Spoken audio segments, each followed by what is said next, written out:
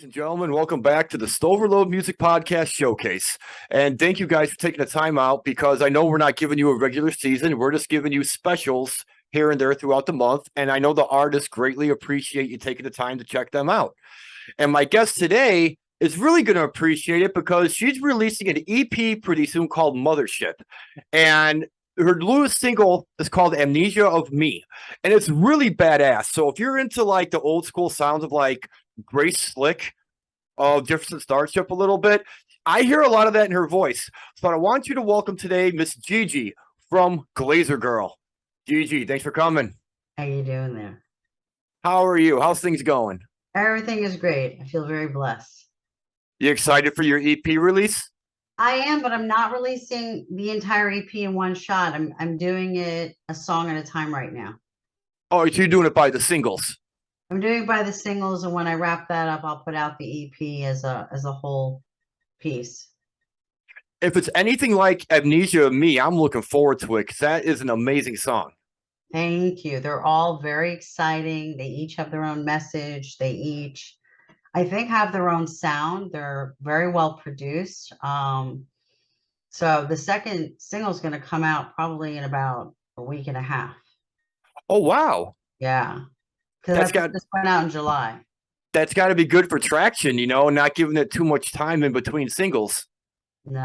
I even have a lyric video actually that was done by Jacob Glover, and I'm trying to see if we're all done with that. Then I'll upload that one, I think today or tomorrow, because I love when people can sing along. Isn't it terrible like back in the 80s and we'd be singing in the car and the lyrics are wrong? Yeah, you couldn't exactly read those little inserts in the cassette tape while you're driving because the print was so small. Cassette tape. Wow, that hurts me. Okay, that's good. Hey, I'm 42. I am too. So hey, those were the days, huh? Oh, I love CDs and vinyl. Now I gotta give you a lot of credit though. I love your voice because you can tell by your style and the way you do things. This is not your first rodeo. You know, it's funny. I went to a rodeo once and it was my first rodeo. But in this case, it's not. But it's my own rodeo. It's my first foray as a solo artist. So how are you enjoying it being a solo artist? I mean, it took a couple years to get it together. I really like it, actually. But I'm not against the group thing. I've been in groups. I fronted a metal band about 3 years ago.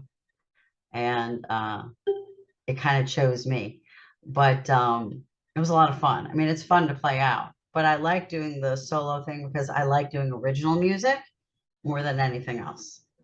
Yeah, and being original, I want to say it's a tough thing to do these days, but in some cases it's not because that's pretty much what independent artists are. They're original artists.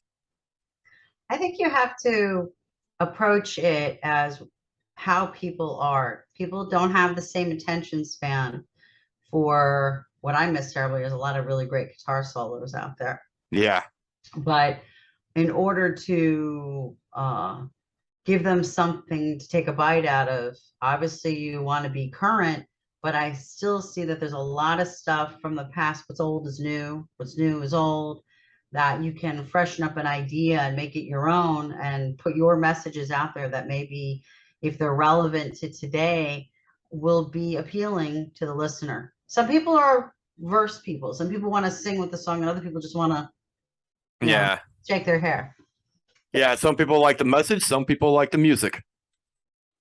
And thankfully both. Yeah, those are the fans you really want, the ones who dig both of them. So take us behind your newest single and your first single, Amnesia of Me. It's a great song, and I'm curious to know the story behind it. Well, it starts with the title of the album. The album is called Mothership because my mom has been my biggest fan, and she suffers from dementia. And I'm sorry, I get a little emotional. She's in the hospital right now. I wanted her to know that it was for her because she's the center of the familial universe. And because she's always been a big fan of mine, whatever I did, be it in a play or in another band, performing somewhere, or coming to practice, she always came to practice. She'd call my father, hey, I'm going to Jill's. I'm going to go watch the band play. And she was in her 70s at the time for that. And now she's in her 80s. And she still likes to be involved, even though, and she's in the music video. Really? Yeah, the song Amnesia of Me really relates to losing oneself. It's the amnesia of the self. It's Right. what the dementia condition causes. And if you've seen the video, there's a piano, and on the piano are photographs, and the photographs, as the piano spins, they disappear, and those are memories. So I was trying to make awareness of the illness. I did contact the Alzheimer's Association. I do hashtag music moments, because there are a lot of artists when it's an important topic to them to bring awareness to. It filters back to the Alzheimer's Association. And so the song, actually, the video for the song takes place in my home from when I was a child, my childhood home. It's at my mother's house.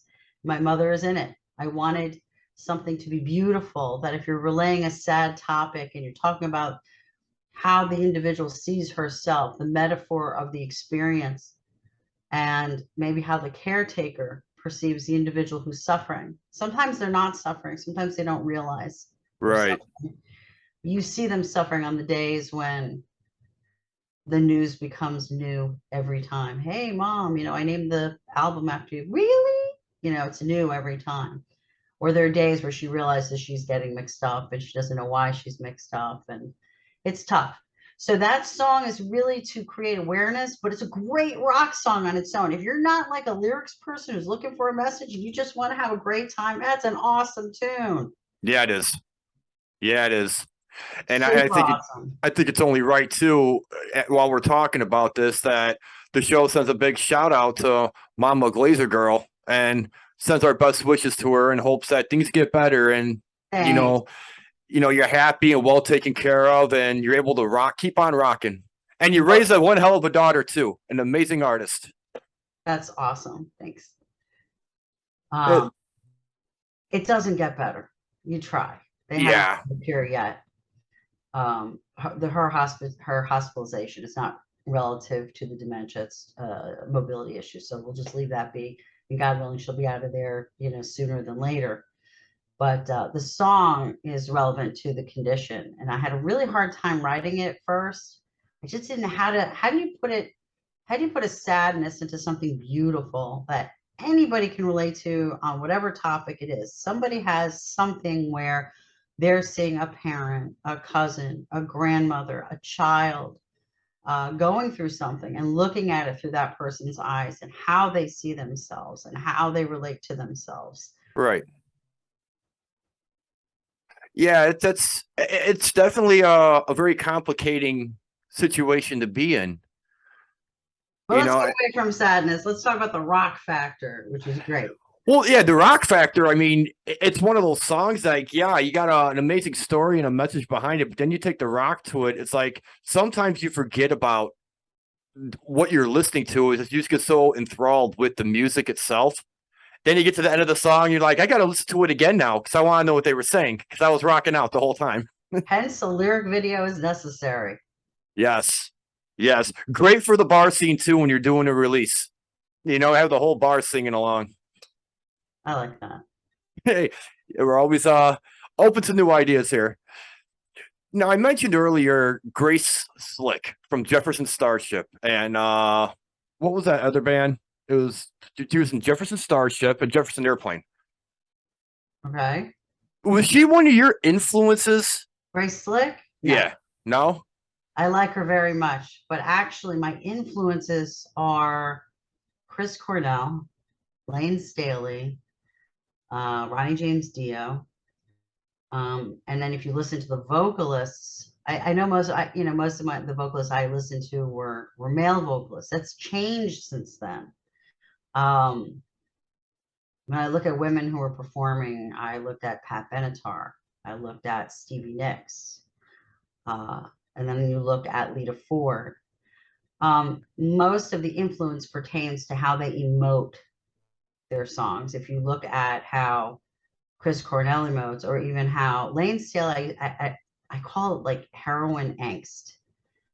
The depth of the emotion that comes through when they're singing, versus early 80s, which were artists who are just the most operatic voices that are incredible, like Sebastian Bach Yeah. or David Coverdale, or if you want to listen to Sammy Hagar, oh my God, or David Lee Roth, he could put it out there, and not because he was so operatic, but he just has style. He has substance. When he sings, you're like, yeah.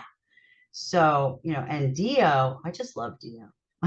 Who doesn't? But there's a few ways to look at him when he was in Black Sabbath versus just Dio or Rainbow, and Rainbow had changed vocalists, but there was just something about his presentation and the way he put it out there. Or look at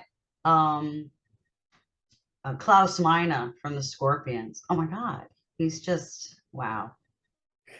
Yeah, every single person you mention is a legend in this business, and then some.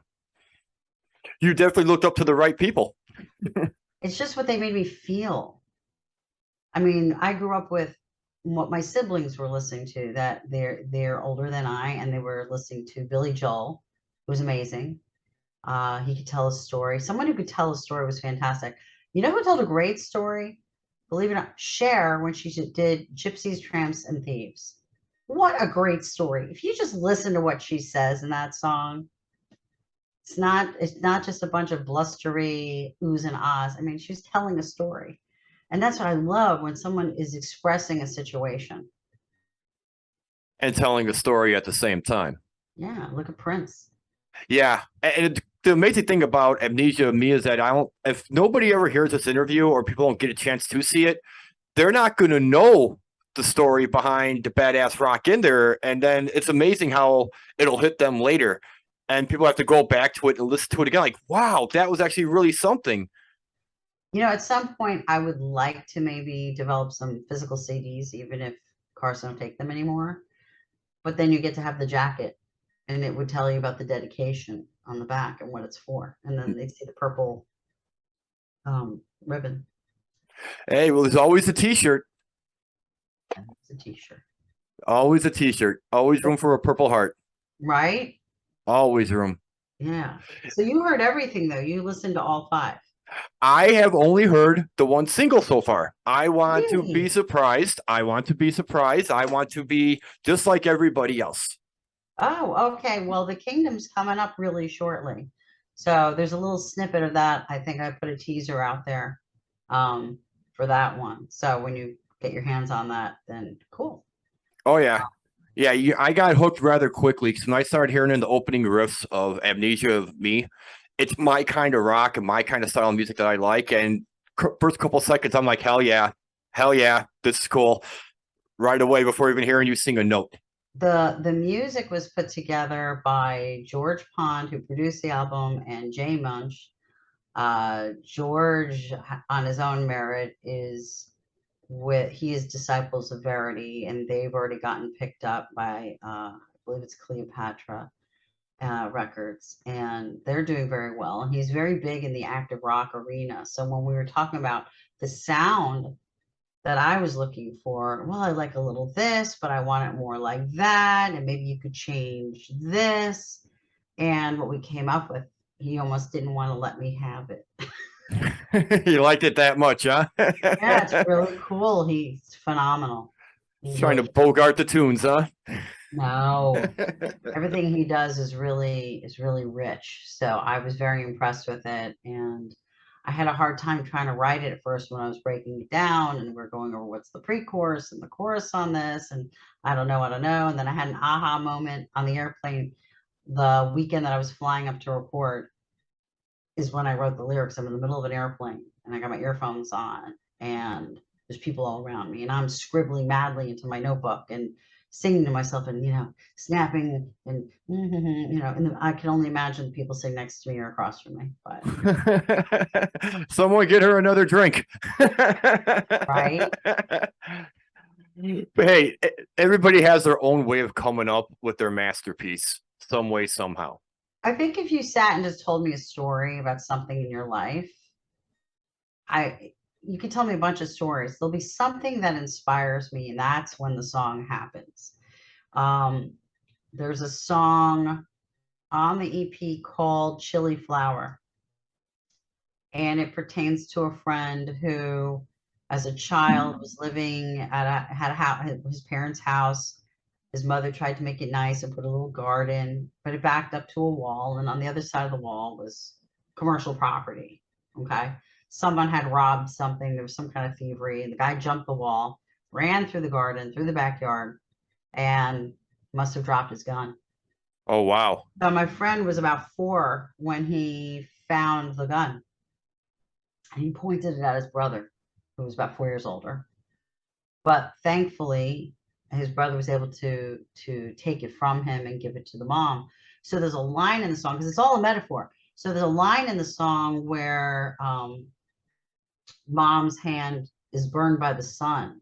It's not the sun, it's her son handing her something. It wasn't that it was fired, it was just, here's a beautiful garden. Flowers are supposed to be about peace and calm and a place of serenity, trying to make a positive impact, to then have it negated, hence the chilliness behind the situation. So it's a chilly flower that the child, there's this gun and she has to call the cops.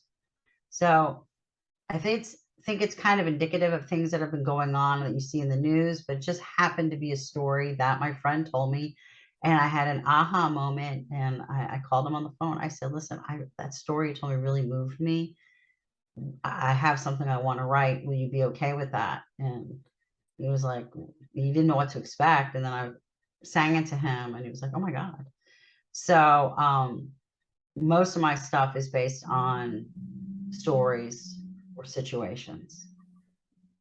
I'm glad to hear that, that's still a story being told. We have a lot of artists these days who are just, most of the time, music's always a description of how someone's feeling or what they're going through. But I always think storytelling has always been one of the magical gifts that made music so great. Right. And I think we need more storytellers now. I think it's, if people have the patience to really sit and listen to something, it's kind of like when you listen to American Pie, you wanted to sing, and you're in a bar, you all sing that song.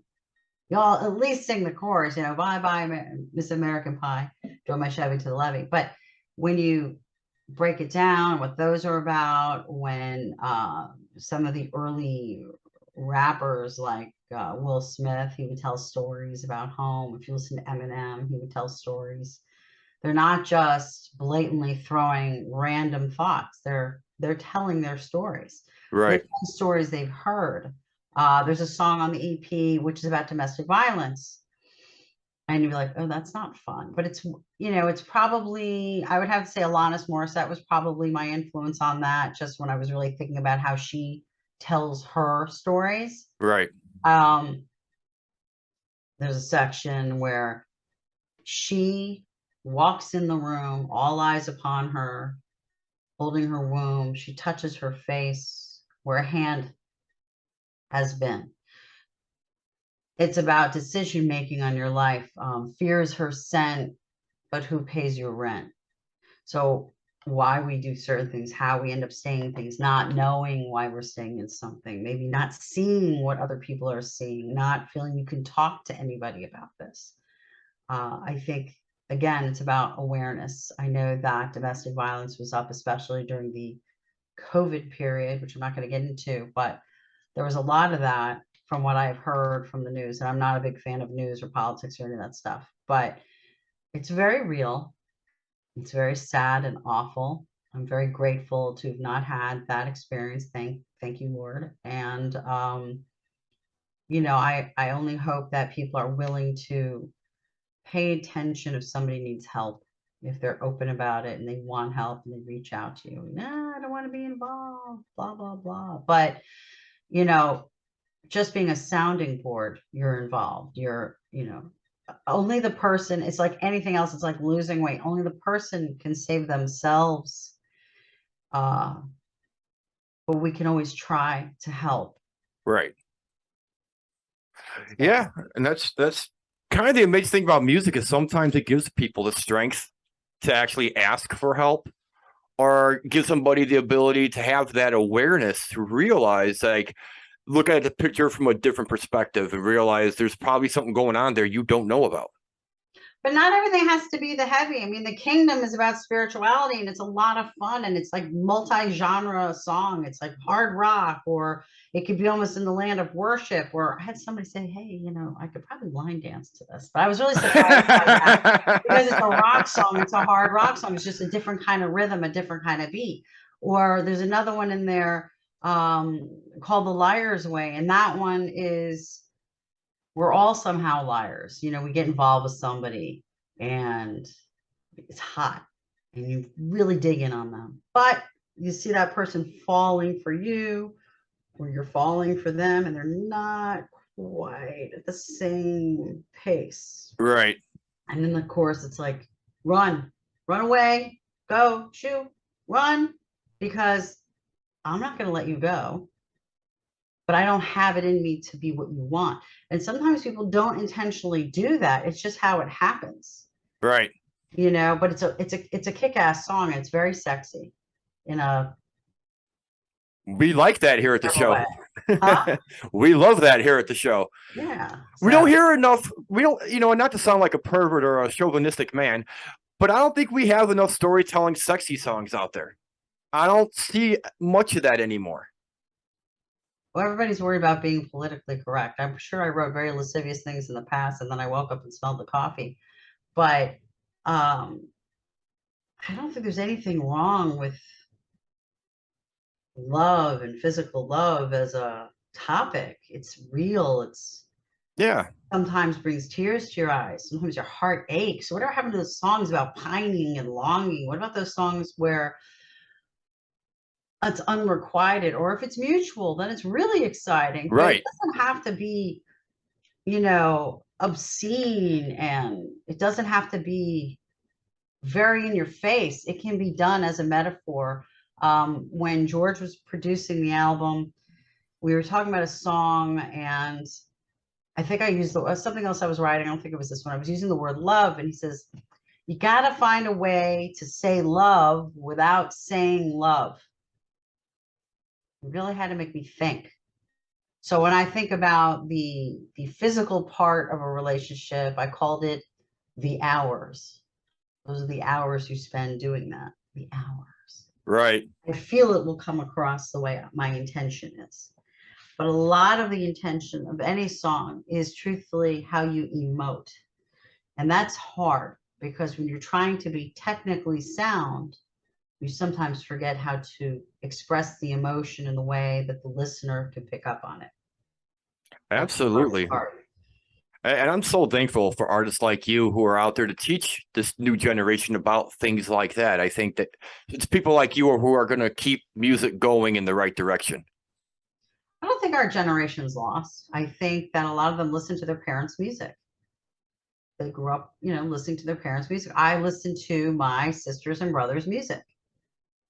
But then I became, how I am based on just a feeling.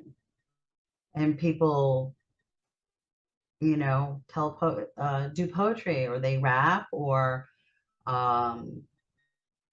they just choose a different way of telling their story. Some people don't have a story. They're more into a sound. And there are people who are very into a sound. They're into a moment. They're into the action of the song. I mean, I want something, you want to get up and you're going to go, yeah, but on the other hand, the people who are into the verses, it's like when you listen to Queen and Freddie Mercury. I mean, he could just pull you in, but they could also, rock you out with just having you involved physically. Yeah. You know what I'm saying? It's not always about the word, but when you look at things like Bohemian Rhapsody, everybody wants to sing every part. I don't know about you. If you're in the shower and you want to sing every part, sing every high, low. You sound crazy. You don't. But wow, that was something. And is it really a story? Well, it's somebody's story. Part of it is a story. If you would ask the group, where right, there's something to that. And then I think in the movie they're talking about how it was made or developed. And again, it's a different medium. So while perception is reality, it's written a certain way. But there are really cool stories. And don't get me wrong, I love just rocking out to Come On, Feel the Noise. Girls, rock your boys. That's right. You know, it doesn't always have to be so intense. It could just be awesome and fun. Music should Eggs. be fun. Yeah. And speaking of music and fun, time flies when you're having fun. Just like now.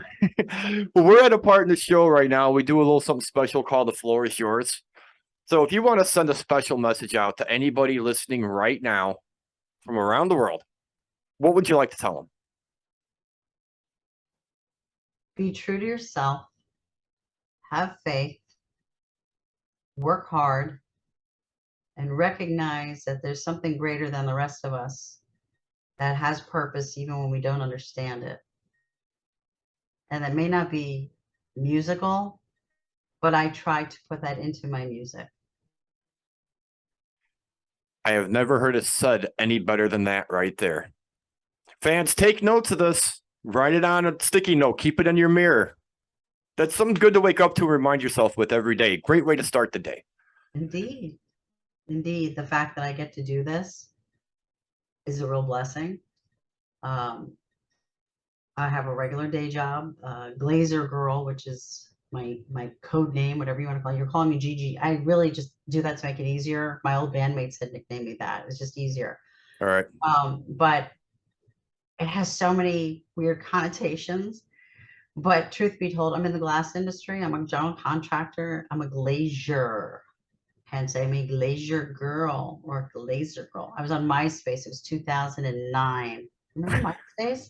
I'm trying to think of a name with an email. I'd be glass chick, or I could be the glazier girl. I'll be a glazer girl. That's it. So I went with that, and I got a lot of guff for it because it sounds like porn, but it's not. And I kept it. I'm in the glass industry, so I didn't think, Hey, it works. This fits the rock scene perfectly. I think it's a Right. great idea. Is that fun? Yeah, absolutely. Well, if fans want to keep up to date with you and they want to follow you and they want to be there for when that EP drops, how can they do that? I'm on Instagram under Glazergirl Rocks. I'm on Facebook as Glazergirl. Whenever something is being put out for release as a premiere, you're going to end up finding it on YouTube, like the videos, and then you'll find it on iTunes, Amazon, Spotify, blah, blah, blah, all the different streaming networks. As far as any news, I do try to post what's up next through my Facebook or my Instagram. I'm not a social media queen. It's all a learning process, but through through podcasts like yours, it opens doors. I'm finding more streaming services and individual podcasts and online radio stations and all the other fun names I don't know how to identify, technically speaking. They pick up onto it and they start passing it around. And it's kind of cool because I Yeah. have overseas listeners who are really kind of digging the groove, which Oh, was a yeah. big surprise for me. Oh, yeah. Italy, the UK. There was an interview with Carrie Ann Grove from Rocks Radio TV out of the UK. She interviewed me about 3 years ago. So we spoke and did a podcast last week. And I'm hearing from Denmark. I'm hearing from Sweden. And then if you continue going east, I'm hearing from the Philippines. So, I mean, I'd like the local community to pick up on it because I think there's something to share. But I think it's the nature of the animal. The rock scene today is probably more like an active rock. And I was considered modern active rock overseas. All right. Here, I think I'd just be hard rock. Hey, it's just great music and people love it. You ain't got to classify it or categorize it. People love Perfect. it and they're speaking for themselves. Well, fans, like I said earlier, time flies when you're having fun. And unfortunately, we hit our mark today. But Gigi, thank you again for taking the time out to come talk with us. No, thank you. It's been an honor to really get to know more about you and what we get to expect out of the next couple singles coming from you. Thank you for what you do. It's amazing work, and we can't wait to hear more of it. Thank you very much. Thank you for having me this afternoon. You're very welcome. And before we go, one more time, big shout out to Mama Glazergirl out there, Mama Gigi. We hope things work out and things get better for you. But until then, fans, I am your host, Mike Stover, and this is all the time we got today with Glazergirl.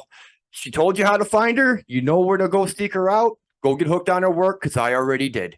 Until then, we'll see you guys later. I'm your host, Mike Stover. We're out.